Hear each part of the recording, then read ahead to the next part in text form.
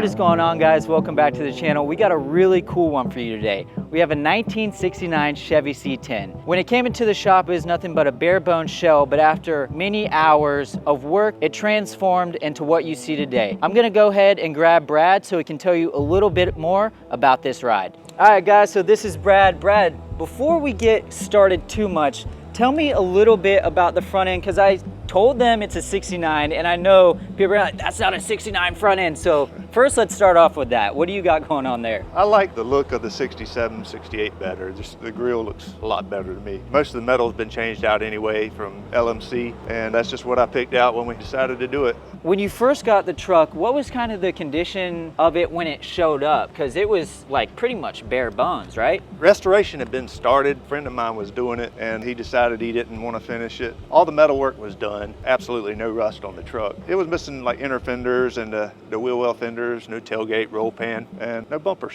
The guy I got it from had already started painting it. The cab was partially painted and the front clip was partially painted. It was pull me over red. It's a Corvette color. I really like the color myself, so we purchased some more of that paint and finished it out. Let's go ahead and lift up the hood and we'll talk about the motor in this thing. This third generation 5.3. It's got the Holley low rise with the water to air intercooler, small turbo. Most of the internals have been changed because this is the third motor. I keep blowing it up. Oh but my gosh. I think we've got all the internals strong enough to hold it now. That's hilarious, dude. But it does pretty good and it's fun to drive. What kind of made you want to put the LS in there? Did you have LS's in there before, or after you blew it up, you're like, let me go ahead and go with something a little bit different and reliable?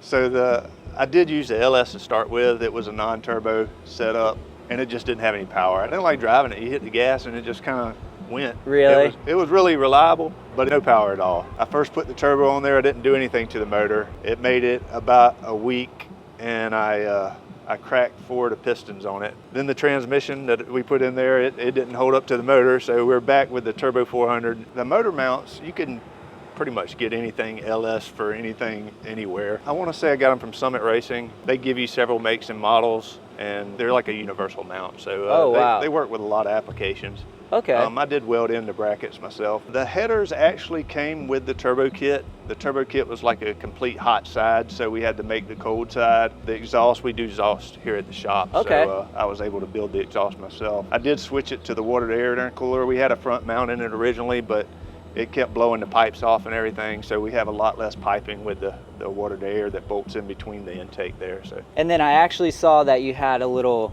ice tank in the back there. I know Chris has something a little bit similar, and I didn't mention this in the video before, but if you haven't seen an old video I did maybe like a year and a half, 2 years ago of Chris's F100, they're actually really good friends. So it's cool. That's how I saw both of these trucks together, and you guys like driving them together. Yeah, he's supposed to come out today. I think we're going to do some riding around, hopefully. That's awesome. So yeah, I know he's got the ice tank in there. So I copied him. Yeah. I had one that was an underhood mount, and I seen his, and my underhood was like really small, and he's like, that's not going to do anything. So he gave me the information on the one he had, and that's what I went with, and it's worked great. I hadn't had to really touch it since I put it back there. I really love how this thing sits. I love the wheels and the tire setup. Tell us a little bit about what you got going on there.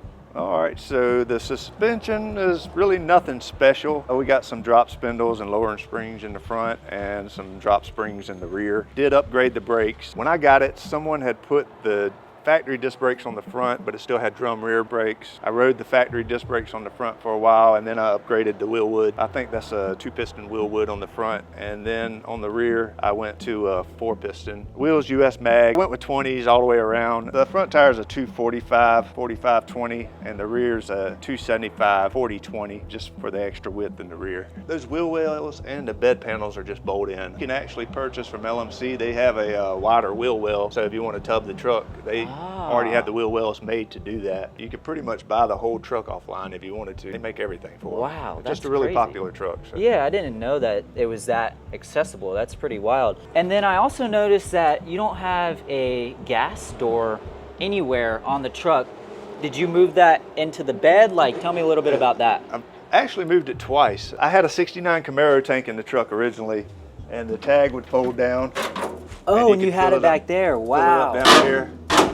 The tank was I think only 15 gallons. And Okay. it's kind of aggravating squatting down on the ground to fill up your truck, and the cap would leak when you hit the gas. So I went with the fuel cell, and it has a filler inside the bed now. Well, let's go ahead and open the door and talk about the interior a little bit. So the buckets are out of a Blazer. We recovered the seats. I got the covers and the console from LMC. Pretty much the whole interior is LMC. Just their plastic door panels and grab handles and carpet, dash pad. Hey guys, this video is not sponsored by LMC, by the way, but if you need stuff, obviously they got a ton of it. So that's awesome that it's so accessible for these trucks. And what I think is also pretty cool that you show me is that the windows are automatic and you deleted the side window, correct? Yeah, that's right. So another sponsorship, Brothers Trucks, we got the one-piece window conversion on it, and they also have the power window kit that works off the crank. So it still looks original, but it gives you the power window function. So it's real nice. We did have the original stem gauges in there, and when we upgraded to the Holley Terminator kit, we went with the Holley digital dash.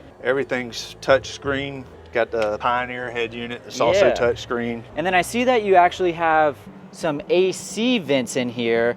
I know we're not in Florida, but it's still hot in Georgia here. Man, we get hotter in Florida. Why don't you talk about it? The humidity, that's what they always say. Yeah, the humidity. Right? Is that a vintage air setup? It is a vintage air, the under dash mount, so it does away with the outside evaporator core. Perfect. And it comes with their billet 3-knob setup, so everything's kind of plug and play. Yeah. Well, cool, man. I think that kind of wraps it up. I say we get the GoPros in the car and go for a cruise. Sounds fun, right? All right, let's do it.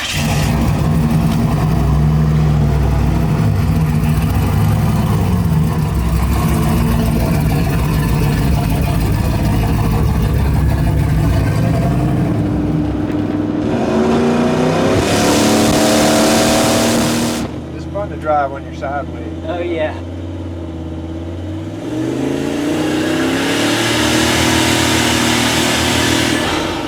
Dang, dude.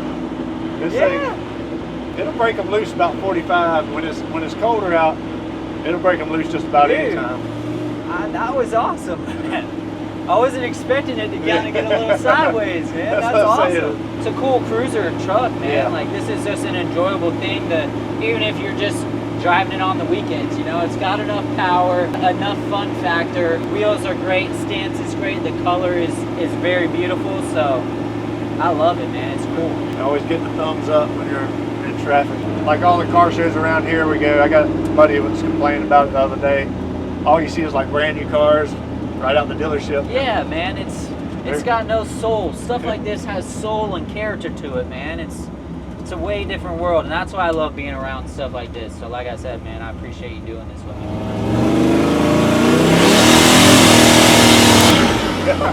There you go. There's one. Hey, I see you over there. You're having to drive it too, man. That's awesome, bro.